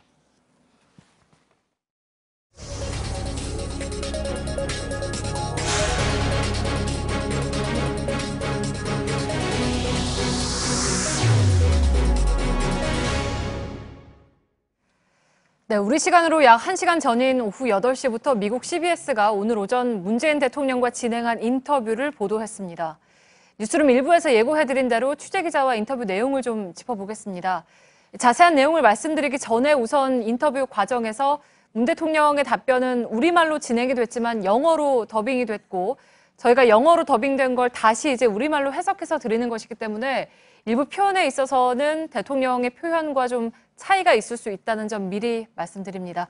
정재훈 기자 나와 있습니다. 이제 오늘 인터뷰에서 가장 관심은 역시 대북 정책 그리고 한미 관계 부분일 텐데 어떤 얘기가 나왔습니까? 네, 우선 인터뷰 내용 전체가 아직 다 공개된 건 아니기 때문에 일부 공개된 내용 중에서 눈에 띄는 이 문재인 정부의 대북 정책 부분을 먼저 말씀드리겠습니다. 네. 우선 질문은 북한의 양보 없이 대화를 시작할 수 있다는 거냐라는 내용이었고요. 문 대통령의 답변은 북한과 전제 조건 없는 대화를 하겠다고 말을 한 적은 없다. 이렇게 강조를 했습니다. 네, 사실 트럼프 대통령이 이전에도 이제 대화의 전제 조건을 이야기한 적이 있잖아요. 예, 맞습니다. 이 문재인 대통령이 이 취임 직후에 북한과의 대화를 언급하자 트럼프 대통령이 곧바로 이 대화에 반대하진 않지만 대화는 특정한 상황에서 이루어져야 한다고 밝힌 바 있습니다. 오늘 문 대통령도 같은 맥락이라는 점을 강조한 걸로 보이는데요. 네. 그러면서 우선적으로는 우리는 북한 핵과 미사일 프로그램의 동결을 위해서 노력을 해야 하고 두 번째로는 북핵 폐기가 이루어져야 한다 이렇게 말을 했습니다. 그리고 북핵 문제의 근본적인 해결이 있어야 대화가 가능하다는 걸로 풀이됩니다. 네, 그러니까 북한과 이제 무조건적인 대화를 한다는 게 아니라는 거를 이제 강조를 한 거군요. 그렇습니다. 특히 단계적 접근을 밝힌 게 눈에 띄는데요. 첫 번째가 북핵 동결, 두 번째가 북핵 폐기라는 점입니다. 네. 즉 미국의 대북 정책과 크게 다르지 않다는 점을 강조한 걸로 보이는데요. 물론 대화의 중요성을 강조하는 언급도 있긴 했습니다. 질문이 비이성적인 지도자와 마주 앉아서 어떻게 협상할 거냐 이런 내용이었는데 문 대통령은 대화가 필요하다고 믿는다면서 이러면서 제재와 압박만으로는 북핵 문제를 해결할 수는 없다 이렇게 덧붙이기도 했습니다. 네, 그리고 또 이제 트럼프 미국 대통령과의 대북 정책관을 비교하는 그런 질문도 나왔다면서요? 네, 그렇습니다. 일단 질문이 다음 주에 트럼프 대통령을 만나게 되는데 네. 어떤 내용에 대해서 이야기를 할 거냐 이런 질문이었고요. 문 대통령은 제 입장이 미국 정부와 트럼프 대통령의 정책과 어긋난다고 생각하지 않는다면서 트럼프 대통령이 이전 정부에서 실패한 정책들을 비판한 것이라고 이해를 하고 있고 그 점에서 트럼프 대통령과 같은 의견이다 이렇게 말했습니다. 이 점 또한 한미 정상회담을 앞두고 트럼프 대통령과 생각이 다르지 않다는 점을 네. 강조한 걸로 보입니다. 네, 또 이제 원비어와 관련한 질문도 나왔죠. 네, 그렇습니다. 이 질문 이후에는 이제 북한이 비이성적인 정권이다 이런 말을 덧붙이기도 했는데요. 북한이 원비어 사망에 책임을 져야 한다고 생각하냐고 이런 질문이 나왔고 문 대통령의 답변은 그렇다라고 얘기를 하면서 원비어가 북한에 억류된 상황에서 발생한 일이라면서 북한이 원비어를 죽였다고 명확하게 알 수는 없다고 답했습니다. 네. 하지만 원비어가 죽음에 이르는 과정에 있어서 북한이 중대한 책임이 있다는 건 분명하다 이렇게 답했습니다. 네, 정재윤 기자였습니다.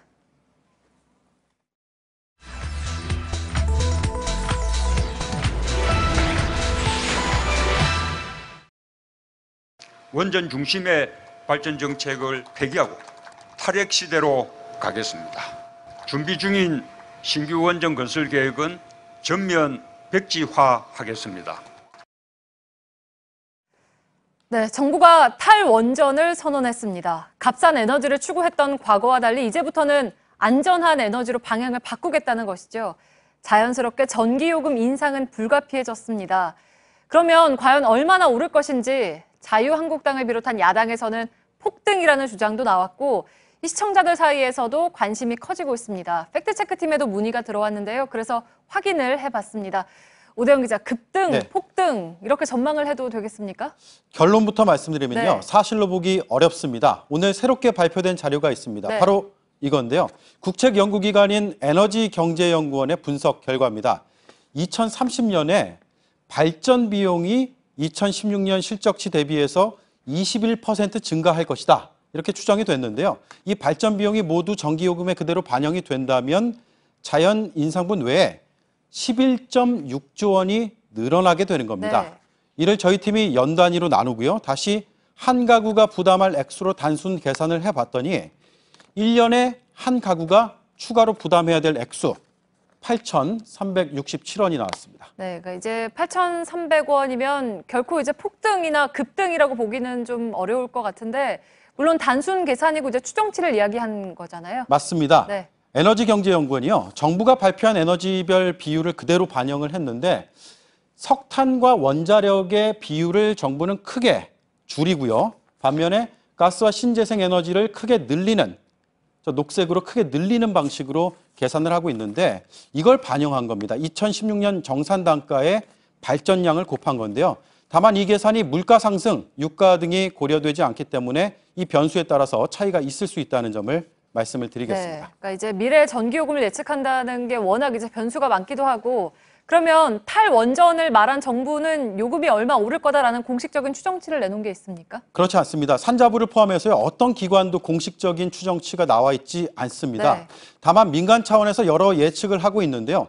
기준에 따라서 제각각이었습니다. 예를 들면 공약 단계부터 반대를 해왔던 한국원자력학회에서는 원전을 천연가스로 전량 대체하면 25%가 오르는 반면에 이걸 신재생 에너지로 대체를 하면 요금이 무려 79%가 오른다라는 전망을 내놓고 있습니다.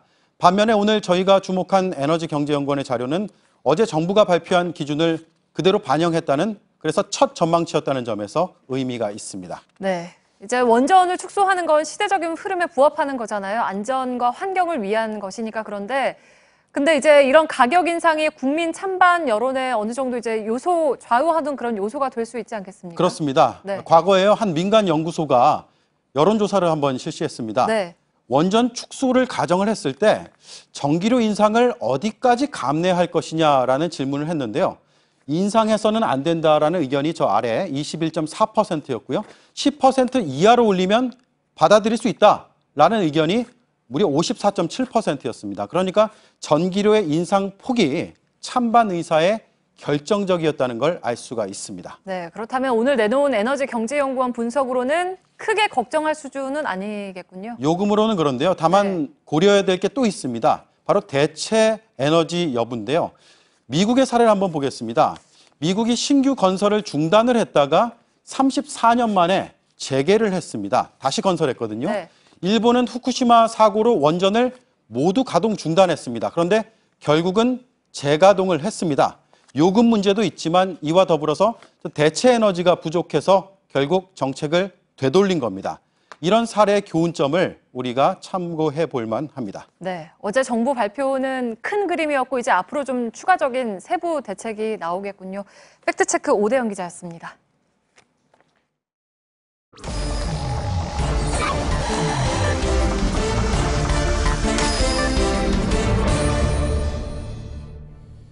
네, 비하인드 뉴스를 시작하겠습니다. 박성태 기자가 나와 있습니다.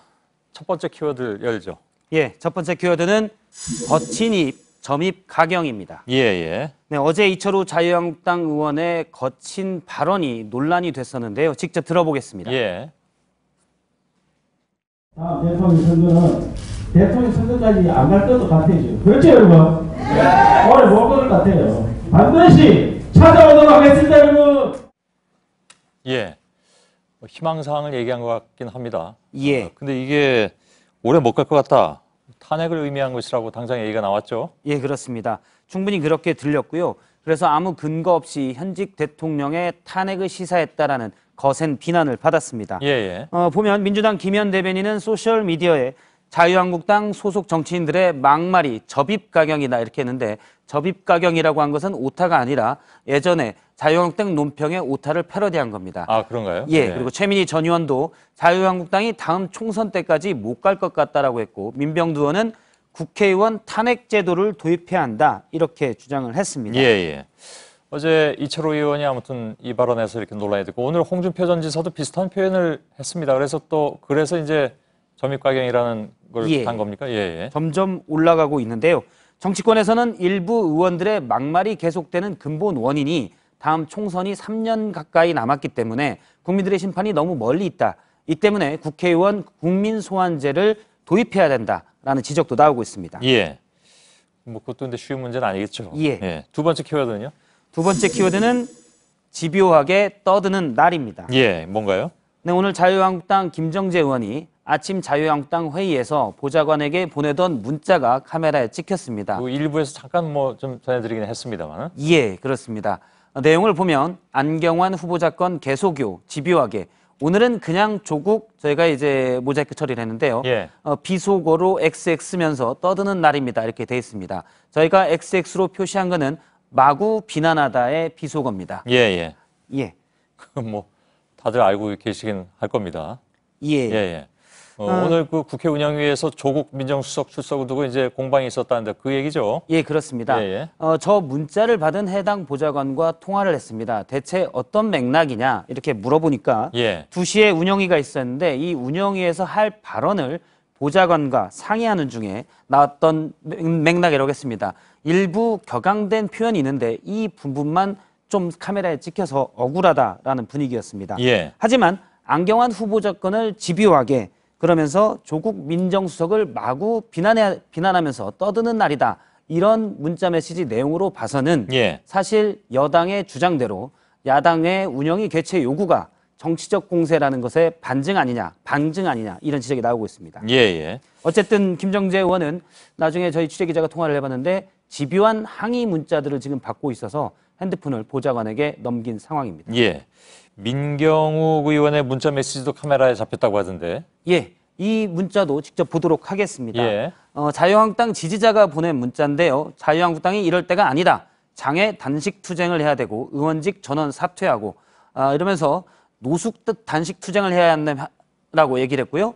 민경욱 의원이 그 시점을 고심하고 있습니다라고 답장을 보내는 중에 찍혔습니다. 그런데 이 부분에서 이제 자유한국당 지지자들이 자유한국당 의원들에게 의원직 전원 사퇴를 하면서 강경 대응을 해야 된다. 이렇게 요구를 한 셈인데요. 이 기사를 보고 민주당 지지자들은 이 요구는 받아들여줘야 한다. 이렇게 또 주장을 했습니다. 알겠습니다. 그 문자는 사실 그동안에 몇 번 카메라에 잡혀서 곤욕을 치를 때가 있었는데 그거를 그래서 뭐 일부러 보여준다는 설도 있었잖아요. 한때는 어떤 사람의 경우에는. 예. 근데 이번 건은 어떤 건지는 잘 모르겠습니다. 보좌관 얘기를 들으면은 개인적인 문자를 왜 찍느냐라고 했고 예. 사실 초선 의원들을 만나면 문자를 어떻게 하면 본회의장에서나 회의장에서 안 들킬 수 있느냐라는 걸 기자들에게 많이 물어보기도 예. 합니다. 세 번째 키워드는요? 세 번째 키워드는 아니면 말고 고발입니다. 예. 정규재 한국경제신문 논설구문이 오늘 검찰 조사를 받았는데요. 문제가 된 발언은 지난 1월 KBS 토론에서 나왔던 발언입니다. 예. 김대중 전 대통령은 연평해전 때 축구를 보러 갔지만 탄핵은 안 됐다. 이렇게 발언을 했는데요. 예. 세월호 7시간 동안 박근혜 전 대통령에 대한 행적에 이 비판이 크자 이 비판이 부당하다는 취지의 발언입니다. 이 발언에 대해서 김대중 전 대통령의 셋째 아들인 김홍걸 씨가 당시에 사자 명예훼손 혐의로 고발을 했고 예. 오늘 조사를 받은 겁니다. 원래 그 사자 명예훼손은 사실관계가 틀리면 처벌받는 거잖아요. 예, 사실관계만 틀리면 처벌을 받는데요. 예.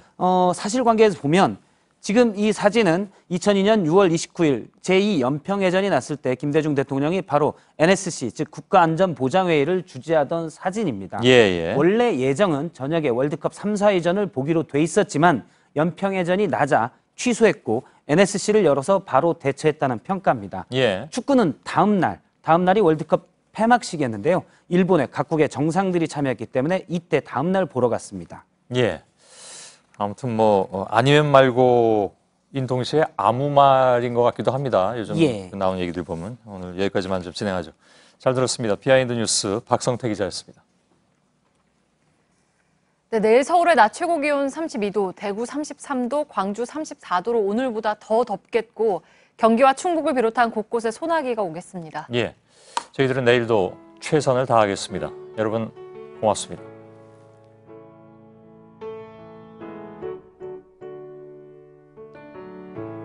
Clowns caress you, figures undress your fear. Used to cry beyond emotion, shedding tears as big as the ocean. Don't say you didn't hear us calling. Ooh, ooh, you'll be sorry in the morning when we tell you Mama had tears in her eyes.